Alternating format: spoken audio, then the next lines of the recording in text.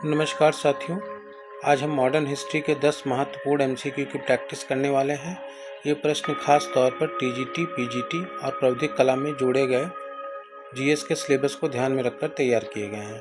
कोशिश रहेगी कि प्रश्न केवल याद करने वाले ना हों, बल्कि परीक्षा में आने वाले कॉन्सेप्ट और फैक्ट्स दोनों को मजबूत करें। आप हर प्रश्न का उत्तर पहले खुद सोचिए, उसके बाद मैं उत्तर के लिए उसका शॉर्ट और एग्जाम ओरिएंटेड एक्सप्लेनेशन भी दूंगा। तो चलिए बिना समय गवाए शुरू करते हैं आज के 10 मॉडर्न हिस्ट्री के एमसीक्यू। एक चीज़ और ध्यान रखिएगा कि ये जो सीरीज़ मैंने स्टार्ट की है क्वेश्चन आंसर फॉर्म में, ये सिर्फ उन बच्चों के लिए है जिनका जीएस बहुत ही बेसिक, बहुत ही कमज़ोर है। जिन लोगों ने कहा कि सर उन्हें बिल्कुल भी आइडिया नहीं है कि किस तरह के प्रश्न पूछे जाएंगे जीएस में, कभी किसी ऐसे एग्ज़ाम को नहीं दिया जिसमें जीएस आता है, तो ये सीरीज़ उन्हीं लोगों के लिए है। बाकी जो लोग पीसीएस, आरओ, यारो देते रहते हैं, ये सीरीज़ उनके लिए नहीं है। तो वो चाहें तो देख सकते हैं, चाहे तो ना देखें, क्योंकि इसमें बहुत ही बेसिक से बहुत ही बेसिक लेवल पे स्टार्ट किया जाएगा। तो देखिए, पहला प्रश्न है हमारे सामने, भारतीय राष्ट्रीय कांग्रेस की स्थापना किस वर्ष हुई थी? आपके ऑप्शंस हैं 1885, 1886, 1887, 1888। तो देखिए, भारतीय राष्ट्रीय कांग्रेस की स्थापना जो हुई थी वो हमारी कब हुई थी? 1885 में हुई थी। आपको पता है कि भारतीय राष्ट्रीय कांग्रेस की स्थापना जब 1885 में की गई थी, तो इसके जो प्रथम अध्यक्ष थे वो कौन थे? तो वो थे WC बनर्जी थे। और दूसरी चीज़ कि इसकी स्थापना में एक अंग्रेज का बहुत बड़ा रोल था, उनका नाम था A.O.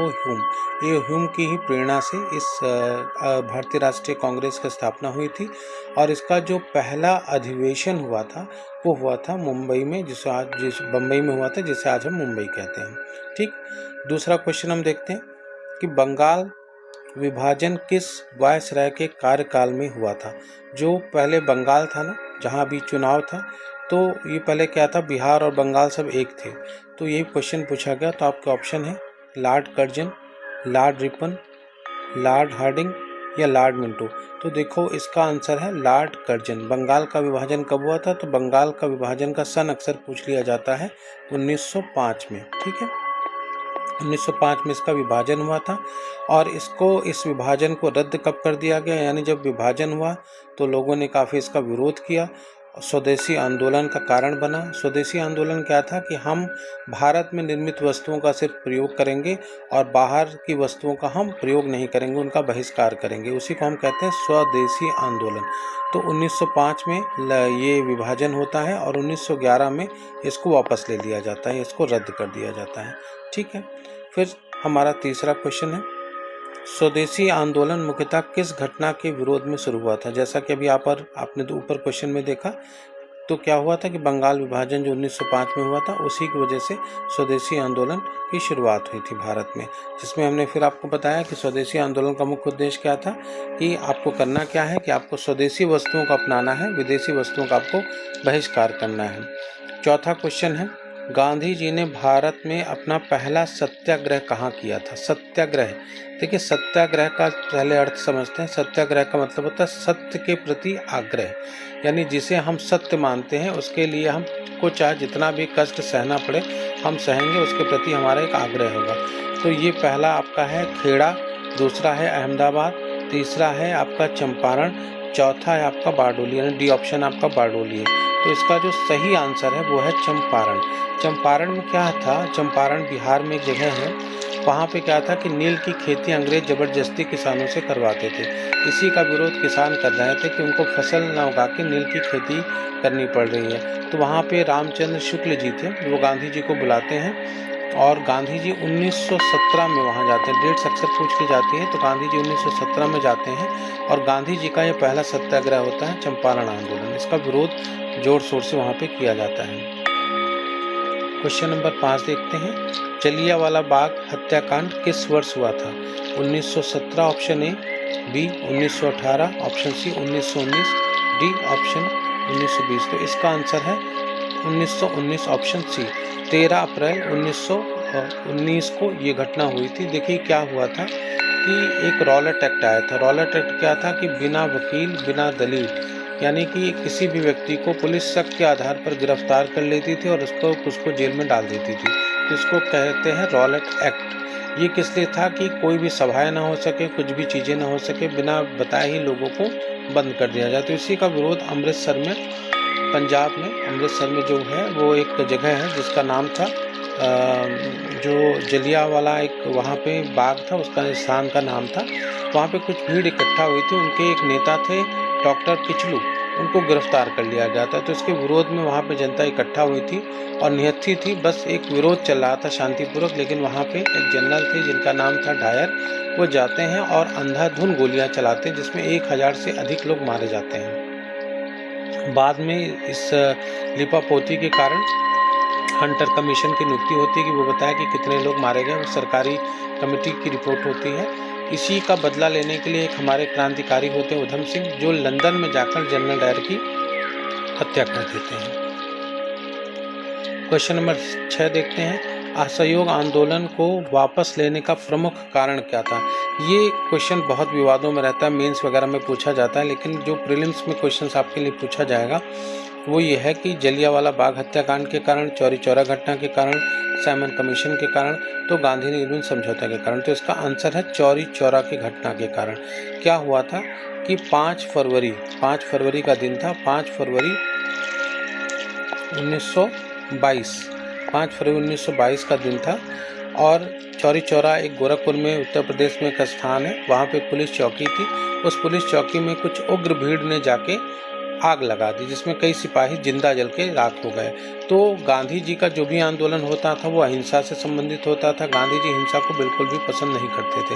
तो इस घटना से गांधी जी बहुत आहत हुए, क्योंकि ज़्यादातर जो सिपाही थे वो भी हिंदुस्तानी ही थे, अंग्रेजी सरकार की नौकरी करते थे। और दूसरी चीज़, गांधी जी कभी भी आंदोलन को हिंसक नहीं होने देना चाहते थे, क्योंकि गांधी जी को पता था कि अगर आंदोलन हिंसक हो जाएगा तो अंग्रेज उसका अच्छे से दमन करेंगे। और चूँकि भारत के पास इतने ना तो उस समय हथियार थे, यहाँ के लोगों के पास, ये लोग तो शांति से धरना प्रदर्शन करते थे, तो इसीलिए गांधी जी ने आंदोलन को तुरंत स्थगित किया। इसमें गांधी जी की बहुत सारी आलोचना हुई, बहुत सारी निंदा हुई। नेहरू जी ने भी निंदा की, एक मुंजे जी थे, उन्होंने भी निंदा प्रस्ताव पारित किया गांधी जी के लिए, वो एक अलग चीज़ है। लेकिन मुझे भी लगता है कि गांधी जी का ये एक सही फैसला था। क्वेश्चन नंबर 7 हम देखते हैं, दांडी मार्च किस आंदोलन से संबंधित था। तो देखिए ऑप्शन है आपके, असहयोग आंदोलन, भारत छोड़ो आंदोलन, सविनय अवज्ञा आंदोलन, खिलाफत आंदोलन। तो इसका जो आंसर है वो सी ऑप्शन है, सविनय अवज्ञा आंदोलन। सविनय अवज्ञा आंदोलन क्या था कि गांधी जी साबरमती आश्रम से अपने कुछ अनुयायियों को लेके जाते हैं समुद्र पर और प्रतीकात्मक रूप से नमक बनाते हैं। ऐसा नहीं कि नमक बनाने का उनका उद्देश्य था, उनका उद्देश्य इस आंदोलन को था कि देखिए हम आपकी बातों को नहीं मानेंगे, क्योंकि उस समय बच्चों नमक पर टैक्स दिया जाता था। तो गांधी जी ने जानबूझ के नमक बताया कि देखिए हम नमक बनाएंगे और आपको किसी भी प्रकार का कोई भी टैक्स हम नहीं देंगे। तो इसी को कहते हैं सविनय अवज्ञा। सविनय का मतलब है विनय के साथ हम आपकी बातों को नहीं मानेंगे। उसके बाद जो 8वां क्वेश्चन है, भारत छोड़ो आंदोलन का प्रस्ताव किस वर्ष पारित किया गया। यानी कि एक बार क्या किया गया कि अंग्रेजों को ये कहा गया कि आप भारत छोड़ दीजिए, हमारा जैसा भी हाल है, जो भी है, अब आप भारत से जाइए, आपको ना हमको डोमिनियन चाहिए, ना उपनिवेश चाहिए, हमको कुछ नहीं चाहिए, आप बस भारत छोड़ दीजिए। तो ये कब हुआ था दोस्तों। तो ऑप्शन आपके पास है 1939, 1940, 1942, 1945। तो ये जो आपका हुआ था ये 1942 में हुआ था।